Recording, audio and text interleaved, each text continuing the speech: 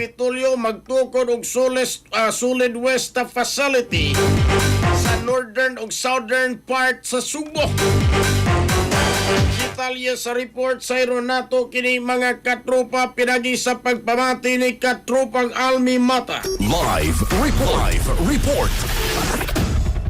Yes, nagpaibaw sa Cebu Provincial Governor Pamela Barek-4 nga magtukod ang kagamahan ng provincial o integrated solid waste management facility sa amihan ng pagkatambayan sa Sugbo aron matubag ang napadayong problema sa basura sa probinsya. Gibuta kini sa gobernadora atol sa iyang pagbisita sa pasilidad sa Goon Co Ltd sa sitio Sunok, Barangay Tayod, Konsolasyon kagahapon.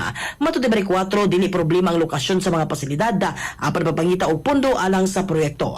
Sa iyang mensahe, gipasalamatan usab sa gobernadora ang tabang sa Japan sa pagsulbad sa problema sa solid waste sa Sugbo isip kabayan sa Clean Cebu campaign sa probinsya.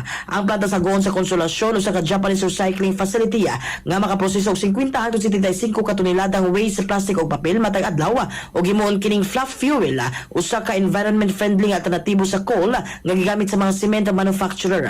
Matud ni Ministry of Environment Japan Vice Minister for Global Environmental Affairs Kintaro Doi nga kauban ni Barek-4 kagahapon nga andaman Japan sa magpaambit sa ilang kahibalo ko sinatian sa pagsulbad sa problema sa basura nga ilang giatubang sulod sa 30 ka tuig. Aton sa diskusyon, gibasi og nga dili lang waste to energy facility ang plano sa Sugbo kundi usa ka integrated Green Transformation Park o GX Park.